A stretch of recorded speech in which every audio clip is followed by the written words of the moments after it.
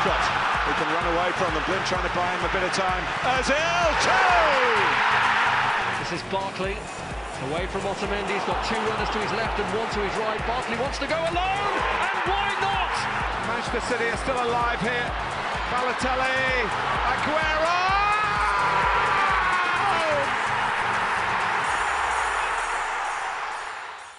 Hello and welcome to the Football Hipsters English Breakfast. I am your host, Kris. I'm not dead.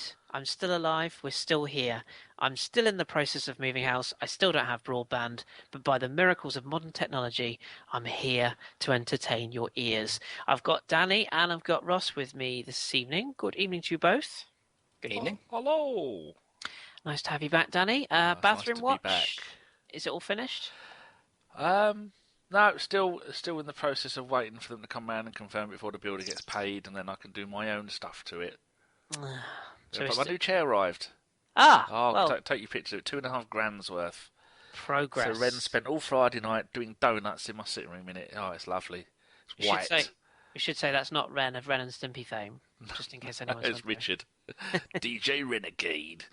DJ Ren. Right, that's bathroom update out the way, so let's talk some football. Right, now, we're going to be fairly Premier League heavy this evening because myself and Ross have big plans this evening, and any of you that are fans of wrestling will know exactly what we have planned this evening. So we're gonna zip through tonight. We will don't worry, we will be back to the Championship again next week for all you Championship fans, so we haven't forgotten you.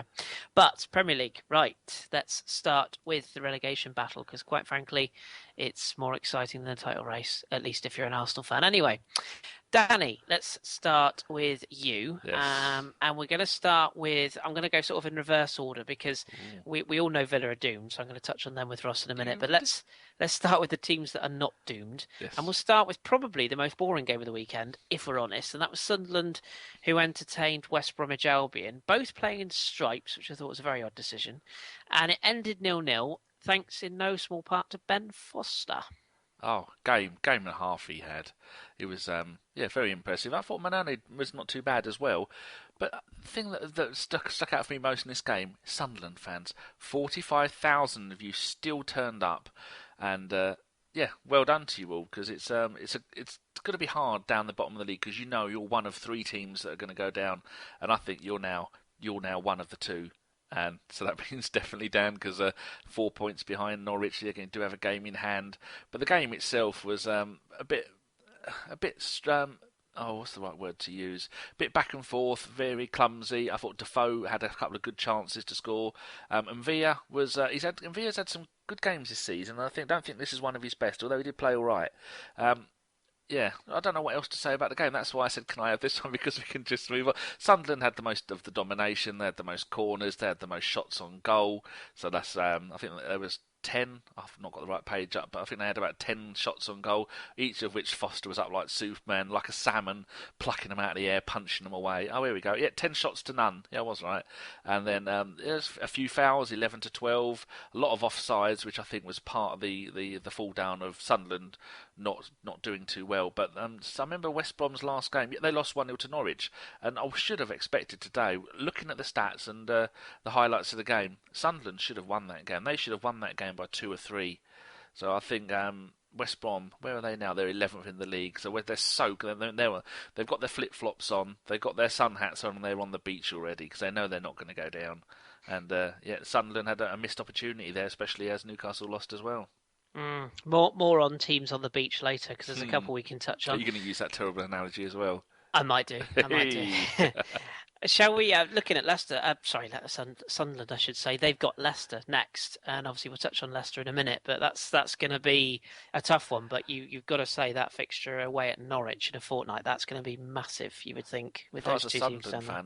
If I was a Sunderland fan, I would be quite optimistic because Defoe is one of the top goal scorers in the Premier League this year, as in 2016. They showed they've got some decent home form. They've got a massive support, and they're playing pretty well. So I reckon that if they beat Norwich, the game's back on. But if they lose to Norwich, the game is over. Absolutely. And Ross, let's have a chat about Norwich, shall we? We're sort of let's fudge the order around a little bit. Norwich played Newcastle, on Saturday, one of the 3 o'clock games. And this game was just balmy from start to finish. Now, looking at this and looking at the way Norwich have improved the last 2 games, do you think they're the team that could be going on the what we shall now refer to as the Leicester run at this time of the season? I think you'd have to say yes, purely because of the next 2 games they've got are Crystal Palace away and then Sunderland at home, and they're already 3 unbeaten. They've got a clean sheet against Man City. They beat West Brom 1-0, and now it's 3-2 win over Newcastle. They've got some good momentum behind them today, and that last-minute winner against Newcastle is only going to do good things for them. So yeah, I'd say they're probably favourites to stay up from the sides that we've been talking about for the past couple of weeks.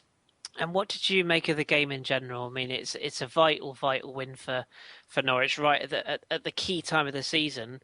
When Newcastle got level, could you have foreseen Norwich sort of having the testicular fortitude, to use another wrestling term, to just get back in it and go again? Because that late goal from Mitrovic from the penalty spot seemed to have got the point for Newcastle, and wouldn't you just know it, up pops is it Jonas? Not Jonas Olsen, is it? Marcus Olsen. Marcus Olsen, that's the one. So what do you think this says about Norwich's fight and spirit? Yeah, I think it was probably based on the last couple of results they had. I mean, even in the losses they've had before that, Swansea, I remember that being a relatively close one. They only lost by 2-1 against Chelsea before that. So they've kind of knuckled down and realised that they've just got to scrap for this now. And just having watched the game when the second half was underway and was really starting to motor, you did kind of feel like there were going to be more goals in it, and there was always the chance that someone could nip in and get it. Didn't see Newcastle, didn't see Norwich getting it, I have to admit, the way the game was ending. But at the same time, I think Newcastle caused themselves so many problems during the course of that game. If Rafa Benitez has improved them, I haven't seen the improvement myself. I thought they looked a bit better offensively, but defensively they still had the same old issues, and he needs to get that sorted if they're going to try and take Norwich's advice and start fighting and scrapping for this, because at the back they just were not good enough. And what do you make of, speaking of Newcastle? I mean, to you, based upon obviously you've got experience of following a club that did go down at one point in time, do they look like a side who've got enough to get out of this? I mean, on paper, surely they've got the players, but do they look a kind of a doomed side to you? They're not playing like it. I would say they've still got enough about them to stay up, but I think much like we were talking about in the football league pod about Fulham perhaps going down, and I said that Fulham strike me as a team that don't really know what they're in for. Newcastle are another one in the Premier League, at least, that don't really look well equipped to stay up, because they have a team that should be in the top half of the table. So to have them in the bottom half is just, horses for courses. Those players are not well equipped to fight relegation.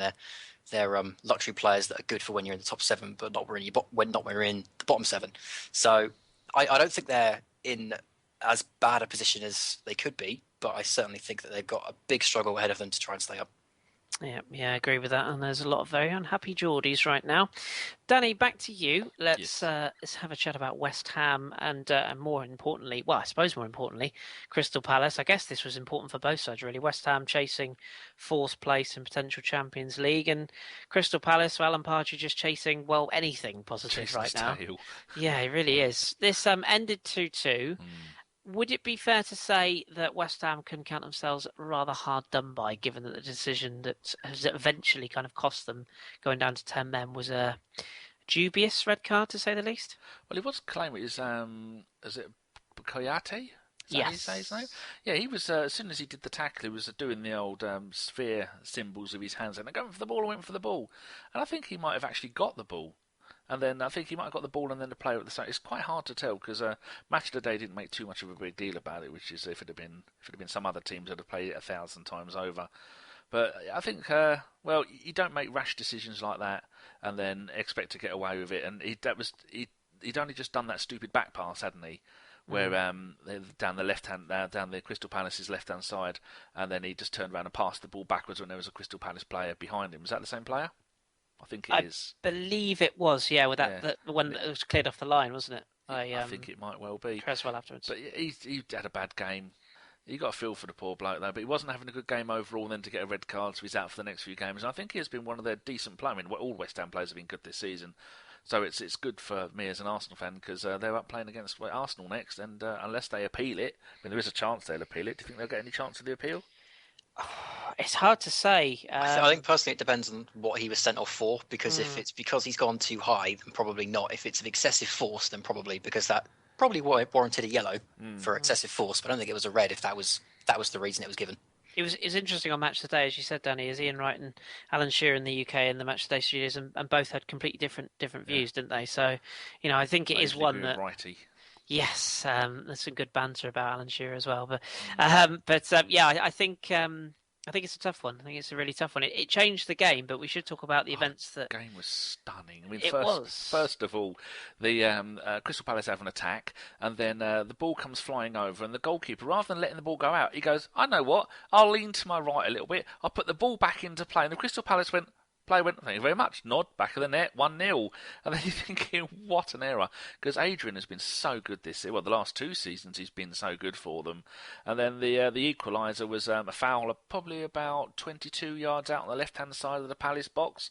And then it was, oh, come on, what's his name? Lanzini. No, not that one. The one who took the free kick. Payet. Am I doing these the wrong way round? Am I doing the yeah. Then Payet. Yeah, Lanzini scored first. Yeah. Lanzini. Okay, what happened with Lanzini? This bit I do remember, because we were talking before the games. I've seen them all, but the only ones I remember. Someone brings the ball over from the right-hand side of the pitch, and the ball comes flying over, and then I think one of the West Ham players tries to bring it down and have a shot, and then a Palace player clears the ball, only to Lanzini, who then takes he thunderblasts it. There is another word for that. He thunderblasts it into the net, and you think, oh wow, he was, for me, man of the match. He was brilliant. He's on a fantastic run of form at the moment. That's, I think, 2 or 3 goals he's got in the last month or so. I don't mean calendar month. I mean the last 3 or 4 weeks. He has been fantastic. And then it was was it West Ham that scored next? Yes, that was the free kick. Yes, what a free kick. Payet has really done that this season. Like I was saying before, got the goals back to front. Payet was about 22 yards out, left-hand side of the Crystal Palace box, and the goalkeeper lines them all up, and then that is the most pin-perfect free kick you will ever see in your life. He hit it really hard, up and over the players. I think there was 2 West Ham players and a Palace player sort of fell and moved all together. And top right-hand corner on there, there's no one on this planet would have saved it. Even if you're standing underneath it, you probably wouldn't have saved it. And then you're thinking, oh, here we go. It's West Ham are going to go on and win the game. It's been 2-1 up. The game's all over. But then ex-Peterborough United, an ex-Arsenal youth player, Dwight Gale, scored a goal. It's a bit of a scramble, and the ball come back out to him, and he just put it in. A little dink, lovely. So it's good for Palace, but I think it's is it too little, too late for Palace, because they're a recent form of 6 games, 2 draws and 4 losses. And that's especially when you've got teams like Norwich below them that have had 2 wins and a draw, and then Sunderland a win, 4 draws and a loss. Yeah, I mean, the last game of the season on that Sunday is going to be a very nail-biting day for, I think, 1, 2, 3, 4, 5, maybe possibly 6 teams, because Watford are dropping down there now. Well, It's a fantastic game. I loved it. Lanzini and Payet, woof. Look at Crystal Palace's next 4: Norwich at home, Everton at home, Arsenal away, Manchester United away. If they don't beat Norwich next week, Mr. Pardew might be in a little bit of a sticky situation. We shall see. Ross, let's come back to you then, and go back to the start of the weekend, if you will. The opening game of the weekend was Aston Villa apparently turned up. I'm not actually convinced they did turn up, but rumour has it they played Chelsea and lost 4-0. And I think we've talked about Villa at length on this podcast before, but would it be fair to say this was one of the most limp Premier League performances in history? Well, having not seen all of them, I can't guarantee it. But yeah, it was certainly up there, because I was staggered that so many Aston Villa fans turned up for it. I was staggered to see that even 1 or 2 Aston Villa players turned up for it, because no one really looked like they wanted to be there. It was all very arbitrary, as if it was 4-0 by the time they kicked off, and they were just trying to eke out the last couple of minutes. Do you think the fans are there to protest? I don't think so, because they were just quiet. If they were there to protest, they'd do a good job of it. I don't know. It's all very strange, that game, and obviously it was the first game post Remy Gard, so I was expecting at least a bit of fight, a little bit of energy, just to show people that they're still in the fight, they're still showing something. But it was, like you say, very, very limp. There's not a lot going on there, and I look forward to seeing how they develop next season of the Championship. Yeah, or underdevelop, if you will, if that's even a phrase. So I've just Well, it depends entirely on who they get in, I suppose, because the managerial decision is the biggest decision they will make this season.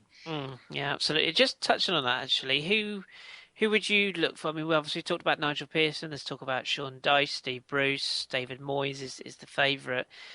I mean, does it even matter while Randy Lerner's still in place? I mean, is it a bit of a situation where Villa are damned if they do and damned if they don't now, or do you really think that just a new manager could change things around?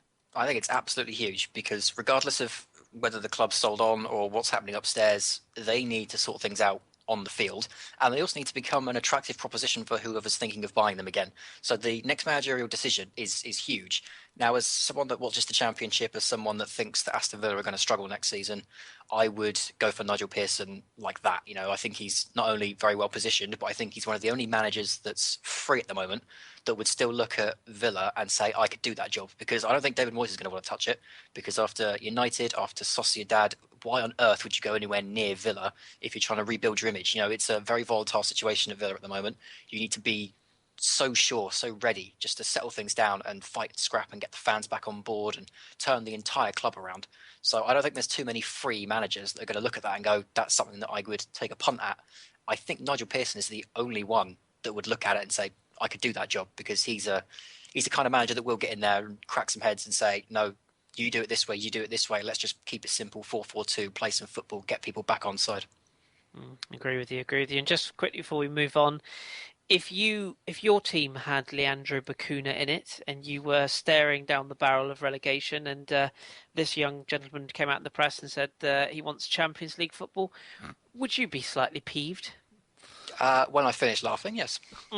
I think that's a very good way of summing it They're up. starting to rebuild the club from the inside, aren't they? I think yesterday they had Brian Little there. They got one of the ex-FA members was there, and they got a few. It looks like they're starting to rebuild things from the back. Yeah, Uh, And David Bernstein, they will go isn't it? down. They will go down, but they won't. They've got enough fan. I mean, the stadium's brilliant. The fan base is huge, and they've got some money. And they've got the parachute payments for 3 years, haven't they? Yeah. So that's going to help them keep going. Plus, they've got massive gate receipts even in that league.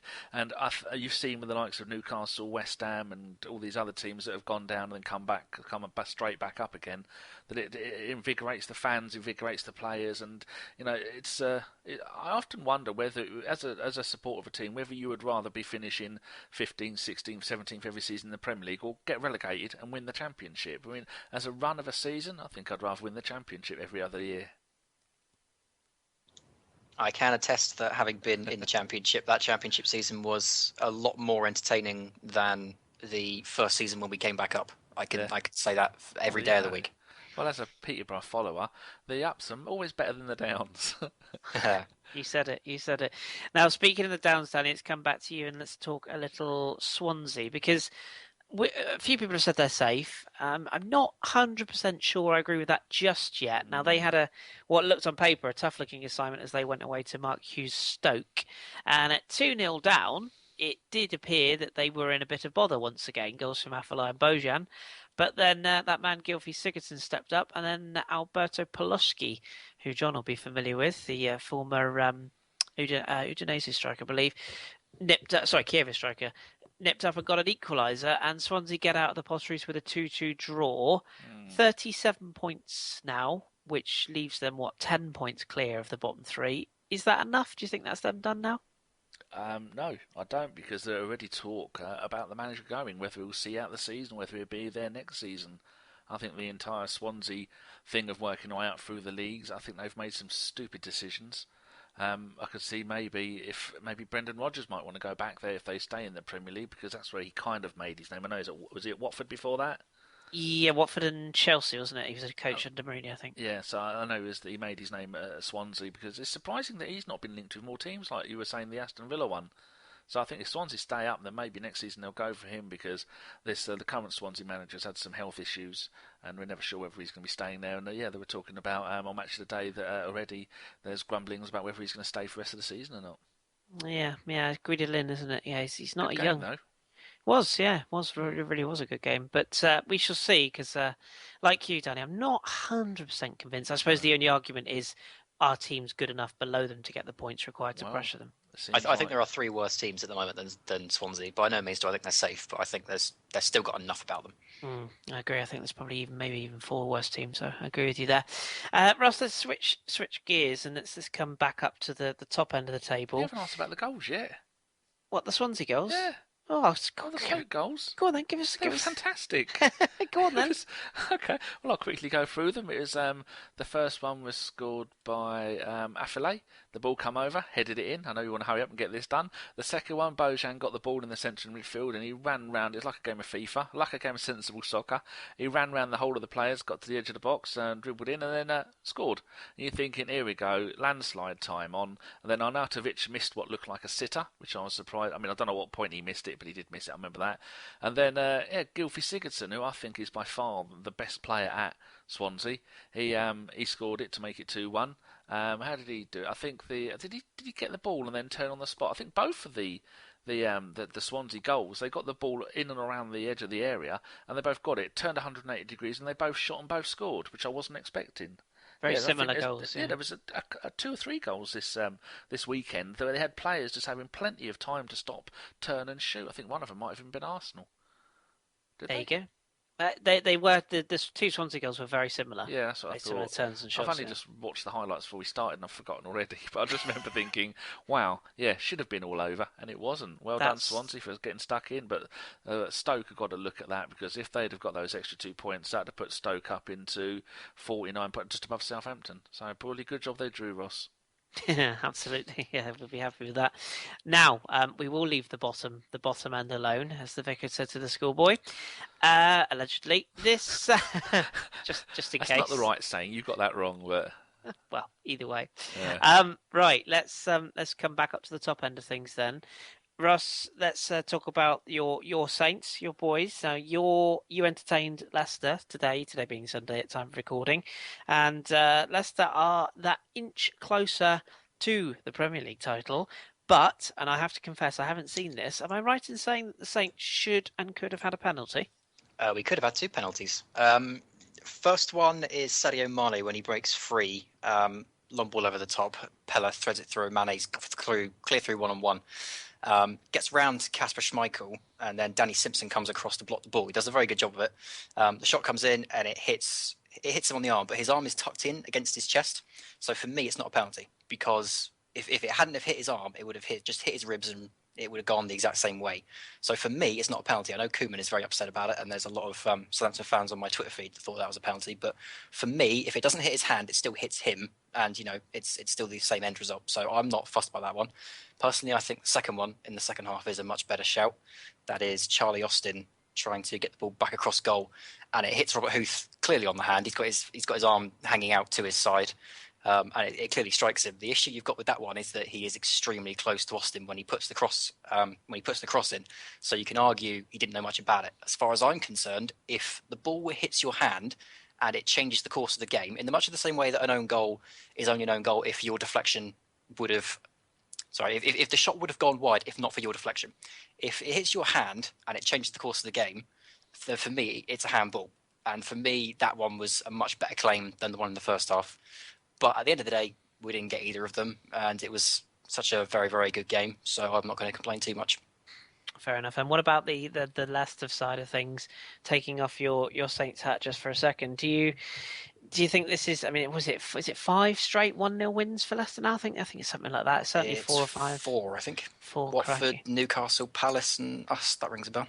Yes, there you go. So that's I mean, they are doing the old grinding out of champions type thing, and we'll come on to their closest rivals in a second. But do you think that this is a massive hurdle sort of cut or cleared? Because on paper, even being a Saints fan, you'd look at that fixture and say Southampton are a good side, whether home or away. So do you think they'll just be quietly rubbing their hands together thinking, yep, that's one more hurdle cleared now?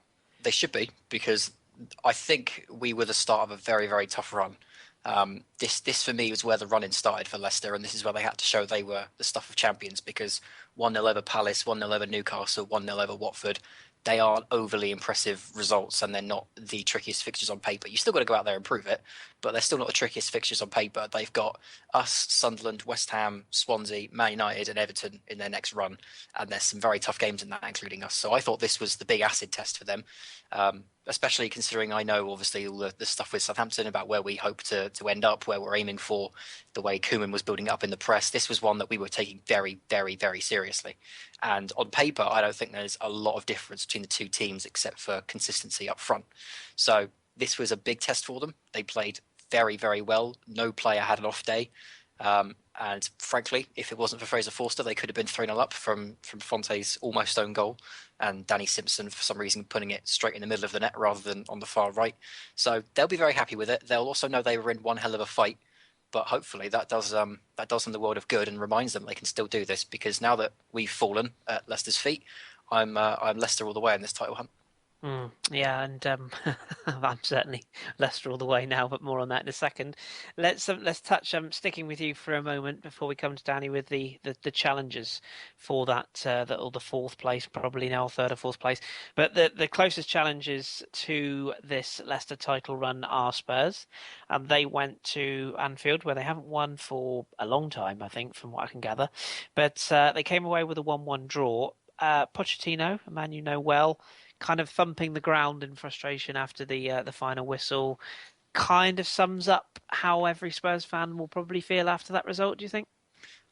Yeah, I think they would have looked at the game against Liverpool as one they could have won anyway, simply because, Klopp's Liverpool have been so hit and miss ever since he took over. So they would have looked at that as a winnable game, and then the game turned out to be so evenly contested, they would have thought they could have won it at half time. So yeah, I mean, it's 2 points dropped, but it's still a point gained. They can't forget that Liverpool on their day could still put 3 or 4 past any team. So they will probably just have to be happy with what they've got. But in the context of the title race, that is certainly a bad result. And just touching briefly, I know this is kind of crossing the streams, to use a Ghostbusters reference, but Liverpool ahead of their trip to, or their game against Borussia Dortmund. What do you make of them under Klopp? Do you think still major surgery needed in the summer, or do you think he's got the sort of the makings of a side there? I mean, you looked at Daniel Sturridge's performance in particular, and you sort of looked at him and thought, is that the sort of performance Klopp's going to accept? Because he didn't really seem into it, and maybe that means that there could be more coming in and going out for Liverpool. Do you think that's what they need in the summer? I think that's what they're going to get, regardless of whether I need it or not. Because I think Klopp's shown that this team can still do a job. I think that he's got them playing some decent stuff, but he's also because he's so cavalier in his style, the back line clearly is still not strong enough. They should be well inside the top 4. They've been so hit and miss that they're down in almost mid-table. So yeah, I mean they do need a lot of work. They do need some improvement. I don't think they need too much up front, but knowing Klopp, because of his style, he'll certainly be looking for it. So I wouldn't be too afraid if I were Daniel Sturridge, but you still got to show you're worthy of staying in the first team. Absolutely. And credit where credit's due, 2 excellent goals from both sides. Philippe Coutinho's and Harry Kane's, both very, very good goals. So 1-1 draw. So Danny, let's come back to you. Let's quickly run through the other 2. Well, I say that there's 2 of the 3 other challenges, if you like, for the third spot. I think realistically, as much as us Arsenal fans want to believe we're still in it, I think realistically we're probably chasing third. 4-0 victory for Arsenal over Watford at the Emirates. What did you make of our side's performance? I was asleep, so that when I think the season's over is when I don't bother getting up to watch the games. Well, Watford were asleep as well by the looks of the performance. It just amazes me that Watford put out a kind of second team in the FA Cup and they beat us 2-1. Well, they beat us 2-0. We scored a goal at the end, but that doesn't really count. And then they go and play their best team, and we spank them 4-0. I mean, what the hell was that about? I think the whole thing of the current moving Sanchez over to the right hand side rather than constantly being on the left, and then a bit of a one-trick pony having to cut in him. Iwobi now playing on the left, Özil in the middle, and Sanchez. I've already said Sanchez, haven't I? Who did I put down? I made a note of. No, that's not it. Iwobi, Welbeck and Sanchez. I did. Yeah. It's Welbeck up front. I'm thinking it's Drew, isn't it? I think the combination of those 3 with a little bit of... Have you noticed that Ozil has dropped deeper a little? Yes. Yeah, he did for Germany midweek, during the week though as well, didn't he? I think he played one of the games. He's dropped deeper, and I think I quite like that. He can not so much in the mix, and he can look from afar and put superb balls into everybody. But yeah, the first goal was Sanchez. It's his first home goal in the league since I think Man United, and that was it October, November last year, which isn't very good. But a lot of it he has been injured for though, so it's a great attacking move. I think it was like a 6-player combo, and then I think Coquelin got the ball, and then he gave it to Iwobi, and then Sanchez, and then I think Sanchez had his shot, and the keeper palmed it away, come back to Sanchez, and he just put it in, and you're thinking, oh, here we go. We're looking fantastic. Oh, yeah, it was his first game since October. This is the only game I've made notes on because I've got to do it for the other pod. Then second goal, I've put another passing masterclass. El Neni and Sanchez start the build-up with a 1-2. El Neni gives the ball to Coquelin, who is... do you see the way that Coquelin sprinted in from the centre of midfield? Lovely. Yes. Yeah, I thought it left us a little bit. If that wouldn't have worked, it left a little bit open. And then Iwobi scores his second league goal. I mean, it's 2 games in a row. I think he's scored in now. The bloke is on fire, and I see how quickly Nigeria have now given him a full cap, because the other 2 that he had were friendlies, and there was still talk that he could play for England. But I heard them say that he played a competitive game in midweek for Nigeria. No idea if that's true or not. I think I've said a few things that Match of the Day have said, and I've either got it wrong, they've been completely wrong. Pretty sure it was his first cap, I believe, for Nigeria. So it'd have been his third, but it's only his first competitive one, because friendlies don't count, do they? I mean, True. They still count as a cap, but don't count as if you still play for someone else. African Nations Cup qualifiers where his nation failed to qualify, so... Are they? Nigeria are not going to the next African Nations Cup. Oh, well... Never mind. Third goal, I thought that was a little bit harder to see exactly what was going on, because it was tacked down the right-hand side. It was Bellerin, who has been absolutely on fire again lately, and I think that Bellerin-Sanchez combination on the right-hand side will terrorise every left-back in the known universe. And so those two were mucking around with the ball, doing 1-2s, trying to put it around another player, and then it came off one of the Watford players, and then Bellerin, I can't remember if it was a left foot or a right foot volley. Which one was it? Do you remember? I've noted left foot volley. Yeah, it was kind of volley which took a deflection and went over Herelia Gomez. Yeah, but I think the rules are, if it would have gone in without the opposing player touching it, then it still counts as the original player's goal. Yeah.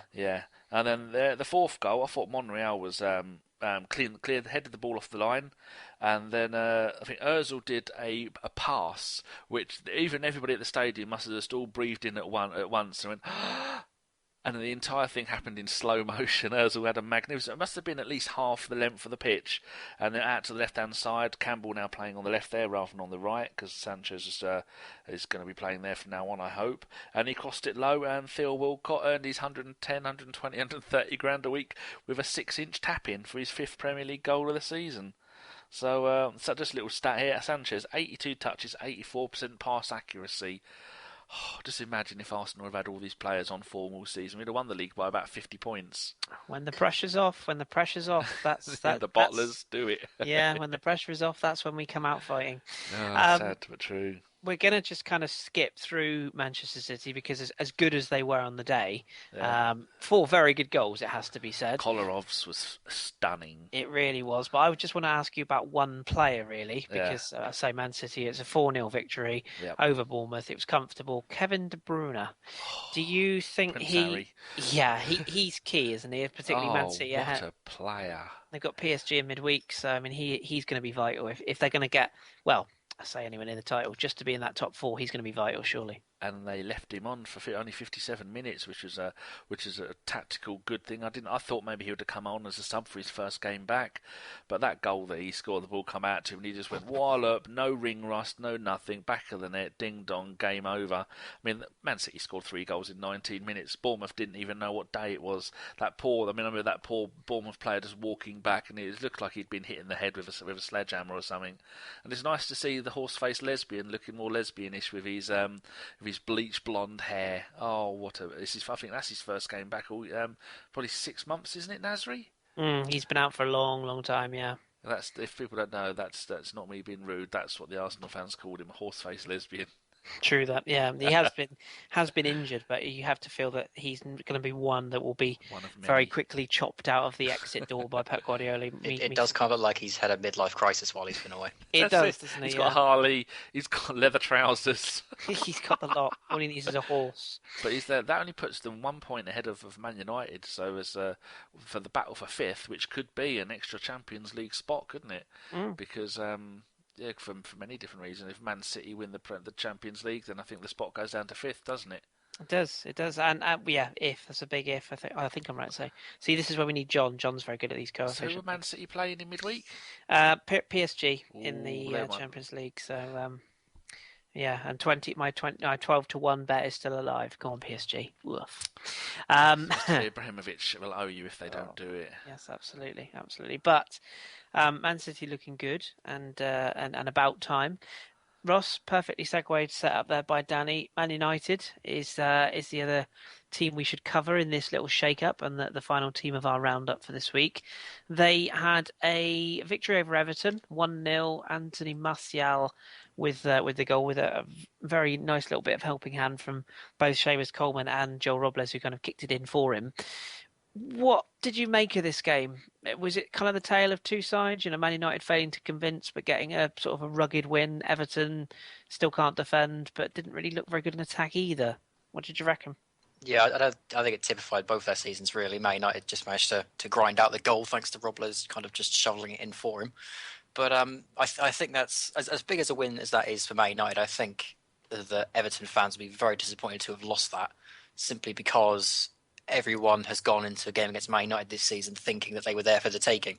And, to win away at Old Trafford, especially when they're your local rivals, I think would have been a big achievement for Everton in a season that hasn't been their best. So I think they will have been disappointed to have lost that one. No, absolutely. The race continues, and of course we will be across whatever happens next. So stay tuned. Right, we're going to finish with some questions, as we always do. We've had a couple of really good questions as usual, but in the interest of time, I'm going to ask my pundits to zip through these, giving a sort of thorough but quick answers. So Danny, we'll start with you. Man, both you and I know well, it's Carl Walker, that London guy. Why do you think English players hardly play abroad? Is it ability, or they aren't rated in other countries? Good question. They're morons.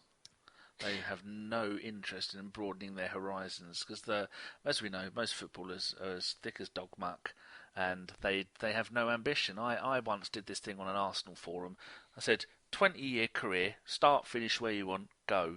And most of them were, 20 years at Arsenal. I started at Barnet, Peterborough. I went to play for Corinthians in Brazil. Then I went into Milan, and then I would play Atletico Madrid, Celtic. Every 2 years I was changing clubs. I think that's just because I'd like to go and play my football everywhere, but they don't want to learn the language. How many times have players gone abroad? I mean, I'm old enough to remember the likes of when Mark Hughes went abroad, Ian Rush went abroad and come back a year later, Gary Lineker went off to Spain and then Japan, and then so many players just bugger off. They go there for a year and go, no, can't do it. I think one of the few real successes would have been Steve McManaman of Liverpool, who went to Real Madrid and won the Champions League, and Michael Owen went there, and although he's goals ratio wasn't too bad, I don't think he really learnt too much of the language, and so many of them come back really quickly with their tail between their legs.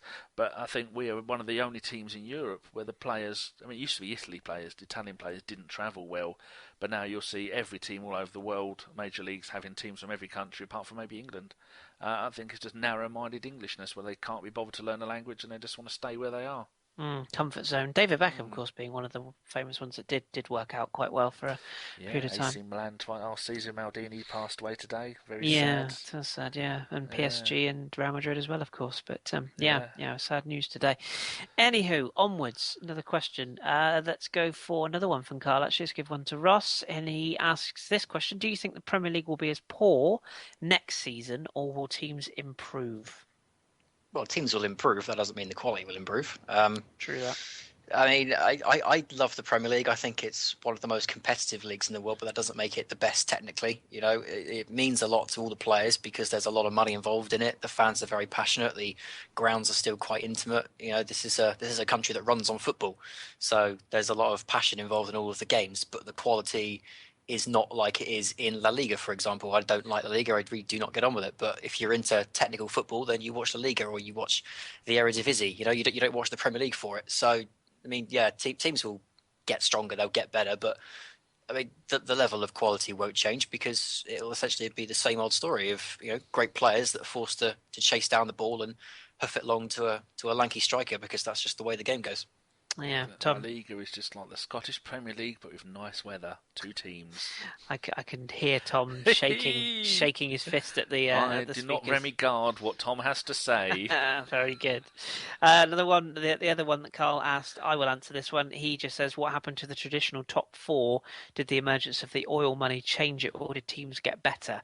I think it's a mix of both, Carl. I think some teams have improved, i.e. the West Hams, the Stokes, obviously the Leicesters, the Spurs. I think they've got better. You're pluralising a lot of teams now. You know I don't like that. I'm sorry. Well, those teams.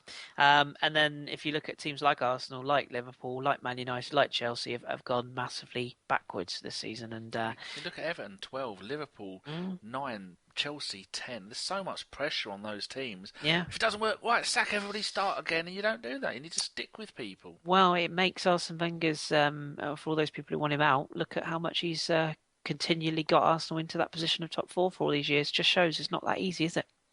Anyway, that's my There 10 was a lot of pence worth. talk. FK, a legendary Arsenal Twitterer, was saying that he really likes the look of Koeman, and I said I've had it on So good do I. authority that he will be leaving at the end of next season. Is that right, Ross? And do you think he'll come to Arsenal? Well, it completely depends because this summer there's talk of us trying to give him a new contract, but we've got to sell him on a new plan to show that we're still progressing. Being Dutch and him managing in the Eredivisie, he's used to teams kind of resetting, but he wants to settle down somewhere. So if Southampton say that, okay, we wanted to settle down, but we're going to be losing this player, he will see out the last year of his contract, but then it's up in the air whether he stays or not. So depends entirely on how the club wants to go and how they want to set up for the future. I'm quite excited by the thought of having him there. Watch if only this to space. teach people how to take bloody free kicks. Very true, very true. Right, a couple more questions. Let's whip through these then. Our good friend, the pig, Mr. Pigman J. Hankenstein. Danny, how long will it take Aston Villa to get back to the Premier League? Possible or likely to sink to League One? Well, I can see this season Aston Villa, Newcastle, and then one of Sunderland, Norwich, Palace going down there. Considering that next season, then Newcastle will run away with that league because we were talking earlier, they don't have any relegation clauses in their contracts. So whoever's there on 80, 90 grand a week, they will be on that in the Championship. And then you've got teams in the Championship that, just having a quick look now, see, I muted myself there while I burped. Bloody Pepsi Max. Burnley are up. I think Middlesbrough are going to make it up, and then maybe Brighton out the rest of them. Then you've got the likes of Hull and Sheffield Wednesday, who are an up-and-coming team. You did a fine interview with a fine lady about Sheffield Wednesday. I bet she's over the moon at the moment. Absolutely delighted with yesterday's result. And then you've got probably, if they do go down next season, Newcastle will win the Championship because they'll keep all. It's quite often Premier League teams keep their best players, give it one more hurrah, one more season with them to try and go straight back up again, which is what Burnley are doing, which is what Hull are trying to do. Next season it'll be Newcastle as champions, and then you'll have about 5 or 6 big teams. Look at Derby, how much money they've spent. What, £25 million trying to get promoted, and if they've done nothing with it. So it's going to be a very, very tough league next season. I know you've said a few times, Ross, that the Championship is your favourite league at the moment, and I can see why. It's so anybody can beat anybody. Yes, that's definitely entertaining. Or Definitely. did I misquote you, Ross? No, that's been my favourite league in the world, the Championship. He loves it. Another quick answer from me to a question here. It's from our good friend Pete Gunner, who asked another question as well. But this one, Leicester winning the league, will it be the greatest shock of all time in English football? English football is a tough one. Definitely the biggest Premier League shock, though, because even though Blackburn Rovers won it, the money that Jack Walker had in those days was very key to that success in building that side. They bought a certain Alan Shearer from a certain. Indeed, they did. Yes. I wouldn't say that was a shock, though. Yeah, I vaguely remember him coming from us. I mean, I was surprised when I learned that because when I grew up, he was just Newcastle through and through. So I was very surprised to find out he came from us first time. I was just going to say that Leicester winning the league, I don't think would be a shock. I think it'd be an upset. But I think shock is the wrong word because I think the biggest shock in Premier League history was Man City beating QPR on the final day.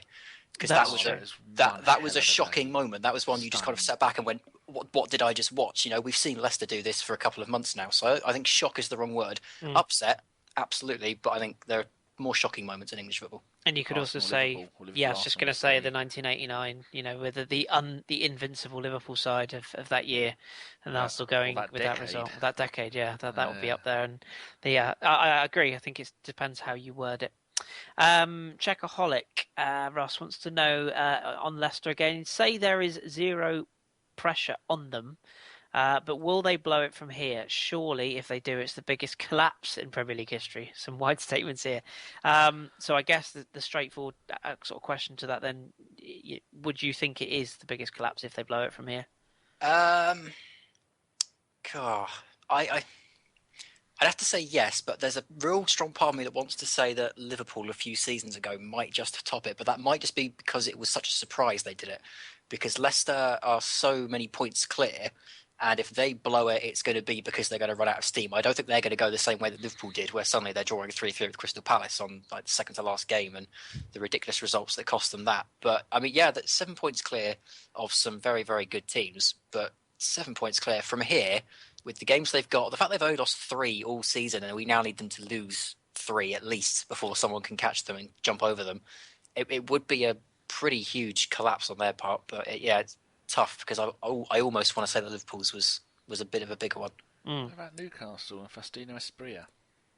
That sounds well before my time, unfortunately. I remember it well, Danny. I'd love it. I still remember the piece of commentary that accompanied it, which might be featured, or the game might be featured in our intro music at some point on here. Yeah, there is one other if people want to get the history books out. Who is the bloke who used to do Talk Sport? As it was a QPR legend, went to Man City, now lives in America. Tampa Bay Rowdies player, blonde hair, striker. Kevin Gallen. No, from the 60s. Oh, God, I don't know. I'm not that old, Danny. I never remember his... Anyway, he was at QPR. Man City were running away with the league, and he signed for Man City, and their season crumbled, and they always blame him, but it wasn't his fault. It's because I had a look at my reference football yearbook from that year, and within a month of him signing, Man City's #1 goalkeeper got injured for the rest of the season. And that was back when you didn't have much squint. Oh, nearly had his name then. Oh, he's brilliant. If it comes to you, come back to us. But I'm going to ask 2 more questions before you do. Okay. Just one more on Leicester, Ross, and I've got one specifically from Danny. PG Nez, friend of the show, legal friend of the show. Is this season a dream like in Dallas when Bobby was in the shower?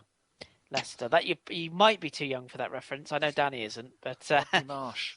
Oh, there you go. Thank you. Yeah, is that the one from Family Guy where he's standing in the shower and he walks It out is about the same Brian and Stewie? reference. Yes. Yeah. Okay. Cool. Yeah, I'm on board then.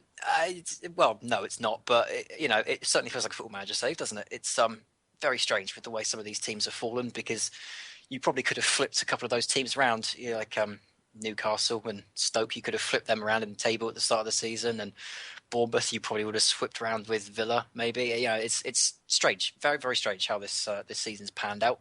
It's like I say, it does feel like a bit like Claudio Ranieri's Football Manager save, but it's certainly an odd one. Don't think we'll see one like it for a little while yet. No, me neither. Final question to you, Danny, and then I'm going to set you both some homework with the other question I've got on my list here. Pete Gooner, Danny, it's an Arsenal-related question. What's your thoughts on the new Jack Wilshere video? He says, if you've not seen it, check my last retweet. For those who haven't seen it, it's young Jack with another scrape with the law, coming out of a nightclub, being rather naughty. It has to be said, the video doesn't really show anything, but apparently he had a little bit of a scuffle with a nightclub owner. Everything in the paper says it is understood to be this and that. Whack, whack, oops. Probably. Oh, can't say that, can I? Oh, well, you just have. Oh, very you can sorry, bleep that. people. You can bleep that in post-production. If I can find it. It's just it must be so annoying if you're one of the young, rich and famous. No matter what you do, whether you go to McDonald's to wash your hands, whether you go to the car wash to get your car cleaned, everything. They're just going to be in your face the entire time. And I watch it and I kept thinking the whole time, Jack, just go up and punch someone in the face. And or pay someone to go and punch him in the face, because he's talking to the police. Apparently, he got thrown out of the nightclub, according to their sources, and then he was outside the nightclub talking to the police, and then someone else said that he'd hit him. Oh, there you go. There's 20 grand that he's trying to get an out of court settlement, probably. And it's just an absolute nightmare. And they wonder why players don't like staying in England too much. You're famous. All the papers and all the public are all over you. I wouldn't be able to stop myself from hitting people. There you go. That's Danny, who is going to be very quickly installed by the local government for anger management to the public. Can I add some insight as a journalist? You can. Ooh. Yes. I said this in our WhatsApp group the other day, but I think this is important for everyone to kind of hear. The mainstream political news at the moment is huge, and sports papers, sports sites, they have to compete with some huge stories in the political sphere at the moment, with Donald Trump and the EU vote and all the rest of it. So don't don't be surprised by the kinds of stories that are coming out, looking at the doping scandal that came out just yesterday, which has already been proven falsified. It's all rubbish, didn't he? Yeah, I mean, talk to anybody. Sports papers have to try and compete because at the end of the day, journalism is still an industry. We have to be selling people news, and sports does sell very well, especially when there's some controversy in it. So I heard the other week about Mourinho going to Arsenal, which is a mad, completely ridiculous theory. And now we've got the doping scandal. Now there's this one about Wilshere. They were picking up on anything they can. So be a bit skeptical with some of it. Agreed, and yeah, it's too many times these things leak out in the press. So, that thing I was saying about Rodney Marsh, just read a quick line. In March 1972, he was signed for Manchester City by Malcolm Allison for a then club record $200,000. What would you get for that now? City were at the time 4 points clear, and that's when it was 2 points for a win. At the top of the table when Marsh signed, but by the end of the season they had slipped to 4th. Many pundits criticised the signing, pointing out that Marsh was a maverick player, ill-suited to Allison's well-drilled setup. There you go. Bosh, like it. See. So there you go. That's another one to look at. Online research as we record. Can't get better than that. No. Right, we're going to leave you. Before we do, I'm going to set you both some homework because it comes in form of a question from at Checky Nando's lad, who always puts us a good question forwards. He wants you to, by next week, or Danny, if you're on next week, by the next time you're on. Yeah. In fact, actually, Ross isn't on next week, so Danny, you better be here, otherwise I'll be talking to myself. But Ross can do it for the next time he's on. But he wants you to do, if you could pick the team of the season without Leicester, Arsenal, Spurs, or United players, what would your team be? Can we just add Spurs into that so I don't have to admit any of them were any good? No, that's what he's saying. He wants a team of the season without Leicester, Spurs, Arsenal, and United players. Oh, good. So you the Spurs bit. There you go. So yeah, no Arsenal, no Spurs, no United, no Leicester players, and you've got to pick a team. Are you allowed Man City? Yes. I'll just have Man City then. Listen to the question, Daniel. No Leicester, Arsenal, Spurs, or Man United players. The rest you can pick, okay? You can't have company, though, Danny. He's still injured. Yeah. But why would you say Man United and not Man City when Man City were the better team? Listen, I don't make the rules, all right? Checky's asked a question. And you often say to us before we start recording, I make the rules. Well, true. Checky has asked the question, and we will answer his question. So yes. I'll just have Man City. There you go. Answers. Checky, me and Ross will do your question proud. Danny will just bodge it and probably do it a minute before we record. Right. Don't let them into my secrets. Thank you. Right, that's it from us. Me and Ross have got wrestling to watch. So yes, happy WrestleMania Day to everybody who's as geeky as we are. Come on, but that was the Football Hipsters English Breakfast podcast. Keep your beard strong and your glasses trendy. We will return with the pod tomorrow. Tom's a bit poorly, so we're not sure if he's going to be able to join us. But if Tom isn't able to join us tomorrow, we will just play lots of lullaby music in the Spanish League roundup. Because everyone knows it's boring. Or Mr. Pigman's Love you really, Tom. Yes, absolutely. But do tune in for that tomorrow, and we will speak to you very soon. Thank you, Danny. Thank you, Ross. Thank you very much. Cheers, Muchley. Thank you for yourself. Always a pleasure, never a chore. Keep it tuned to the Football Hipsters, and we will speak to you very soon.